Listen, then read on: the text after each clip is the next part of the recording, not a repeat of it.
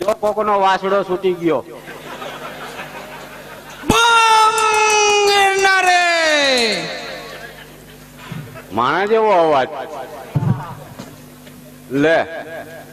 આ તો બાવા પધાર્યા આ કેલિકોટ થી આવો છો બોલ બચ્ચા બમ गिरना रे લે ગુજરાતી નહીં આવડે તમને नहीं आवड़ता है बच्चा એટલે મારે હિન્દી બોલવું પડશે बोलना पड़ेगा बच्चा કાંઈ વાંધા નહીં ये तो ठीक है तुमका नाम क्या है पखानंद बच्चा ओहो बहुत ऊंडा है